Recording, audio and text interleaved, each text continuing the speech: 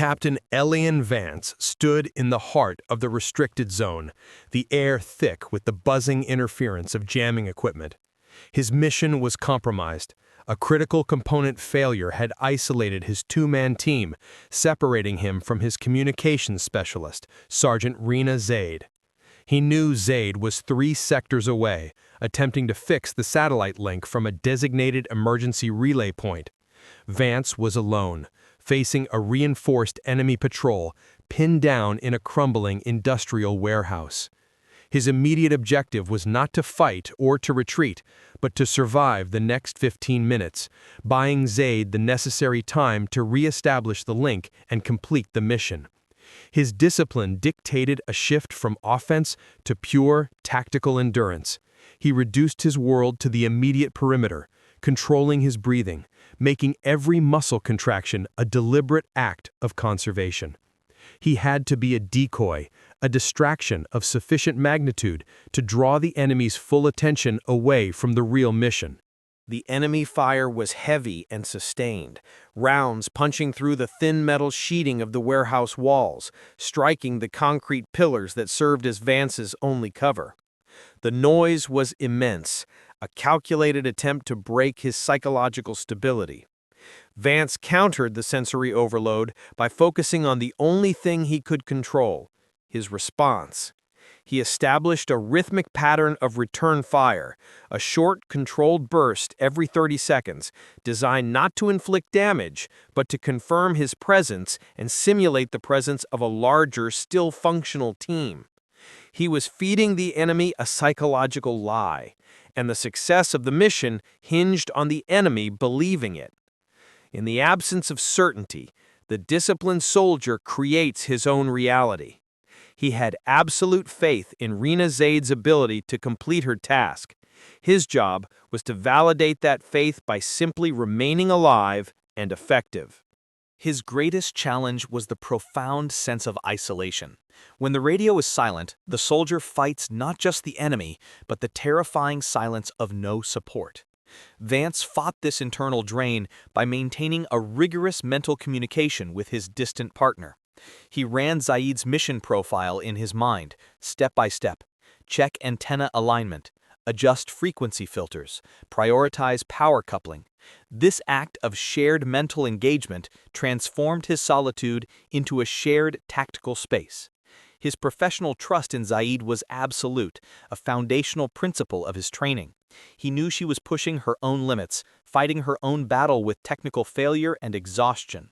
He would not fail her by giving in to panic or despair on his end of the equation. He was critically wounded by a piece of shrapnel that tore into his left side during a near-miss blast. The pain was immediate and shocking, forcing a gasp of involuntary air. Vance immediately pressed a gloved hand to the wound, fighting the sudden rush of nausea and dizziness. His training kicked in. Triage the threat, then triage the body. The immediate threat was the enemy, who would exploit any weakness. He ignored the injury for 60 critical seconds, maintaining his established pattern of return fire, ensuring the enemy did not detect the lapse. Only then did he drop his pack, retrieving the trauma kit, executing the self-aid procedure in a cold, precise, and agonizingly slow movement, his focus never leaving the perimeter. The self-aid was a torture, but it was necessary. He applied the pressure dressing and the clotting agent, forcing his trembling fingers to work with mechanical perfection, ignoring the searing white-hot pain. He compartmentalized the wound. It was a severe, debilitating injury, but it was not fatal, and therefore it was secondary to the mission. He reduced his available function by 30% and ran a new operational calculus. All movement must be low and slow. All firing must be single-handed, placing a higher premium on accuracy. His physical reality had fundamentally changed, but the mission parameters, hold the line, buy the time, remained fixed. The disciplined mind is not a responder to reality, it is an adjuster of variables. The enemy began to employ tear gas, launching canisters that filled the warehouse with a choking, blinding smoke. Vance immediately donned his gas mask, but the sudden claustrophobic pressure added to his distress. The gas forced him into a disadvantageous position, limiting his vision and turning the environment into a chaotic, obscured mess. He used the enemy's tactics against them. He stopped firing, relying on the acoustic cover of the ongoing battle outside and the thick smoke to conceal his precise location. He listened intently, using his specialized acoustic gear to track the enemy's movement, transforming the darkness into a tactical advantage by replacing sight with sound. He heard the enemy breaching the door, a large, organized force moving into the smoky darkness. Vance knew he could not engage them in a sustained fight. He had to disappear. He initiated his contingency plan, a timed thermite charge placed on a critical support column, designed not to collapse the building, but to create a massive, confusing sound and light burst. He armed the charge, pulled the pin on a flashbang grenade, and tossed it into the open space where the enemy was gathering. He then retreated into the building's complex, underground service tunnels, his exit covered by the explosive chaos. The tunnel system was dark, wet, and treacherous, filled with debris and unstable infrastructure. Vance moved with a controlled, staggered pace, the new pain in his side a rhythmic, agonizing pulse. He was relying on the cold, hard map data he had memorized before insertion, a purely mental navigational aid in absolute darkness. He resisted the urge to use his flashlight, knowing any light would turn him into a target if the tunnels were compromised. His progress was agonizingly slow, demanding total sensory reliance on the feel of the ground, the smell of the damp air, and the faint, filtered sounds of the battle raging above. He encountered a flooded section, the water a shocking, icy cold that immediately threatened hypothermia. He had to move through it, the depth reaching his chest. He secured his weapon overhead, prioritizing the integrity of his equipment over his own comfort. The water intensified the pain in his side and sapped his strength instantly. He began to recite his mission parameters, the objective, the rendezvous points, the emergency codes, a mental chant to override the chilling effects of the cold and the pain. He was building an internal firewall against the sensory invasion, utilizing pure mental force to demand continued movement. As he emerged from the water, shivering violently, he heard a new, distinct sound in the comms gear, the faint, static-ridden sound of a carrier signal. Zaid was close. She had executed the fix. The mission was transitioning from holding action to extraction. This sound was the ultimate psychological fuel, a confirmation that his suffering had not been in vain, that the trust he placed in his partner was justified. He immediately established a minimal acoustic link, transmitting a burst of coded status data. Wounded, egressing to Point Gamma, needs immediate support. The enemy, alerted by the transmission and the collapsing noise from the thermite blast, began sweeping the ground floor and the adjacent tunnels. Vance knew he had only minutes to reach the extraction point. He accelerated his pace, pushing his injured body to its limit, the pain now a sustained, deafening roar he deliberately filtered out. He was running on the absolute pure drive of necessity, the knowledge that the mission was alive and dependent on his final execution. He was no longer fighting for time. He was fighting for the link, the confirmation of their mutual commitment. He emerged from the tunnels into a narrow, derelict maintenance yard, exposed to the pale, pre-dawn light. He scanned the area. It was quiet, but too quiet. He immediately adopted a low-crouched defensive posture, his senses screaming a warning. He did not see the enemy, but he felt their presence. He activated his short-range thermal sensor, scanning the high ground, the rooftops, and the ruined windows. His discipline was paying off. He was anticipating the enemy's next move, relying on cold analysis rather than reflexive action. He sighted the ambush. 2 enemy snipers positioned on a distant water tower, their movements masked by netting. They were waiting for him to move into the open. Vance immediately took cover behind a stack of abandoned crates, using the brief moment of concealment to calculate his next move. Engaging them was impossible without full exposure. He had to rely on his only available asset, the speed of his partner.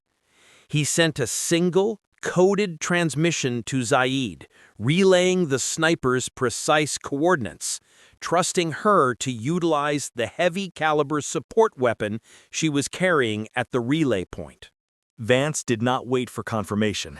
He had initiated the sequence and trusted Zaid's response time and skill.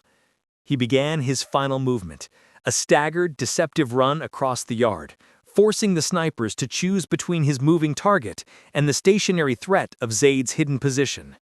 He was deliberately exposing himself as the bait, relying entirely on the precision and timing of his unseen partner. This was the ultimate zero point of trust, risking his life on the certainty of his teammates' discipline. Faith in your partner is the strongest armor forged in combat. The sniper fire erupted, not a single shot, but two rapid, missed rounds impacting the ground inches from his feet. He felt the compressed air of the near misses slam against his body, but he continued the run. He heard a brief, distinct pause, followed by a sudden, heavy burst of high-caliber fire from the distance. Zaid had engaged.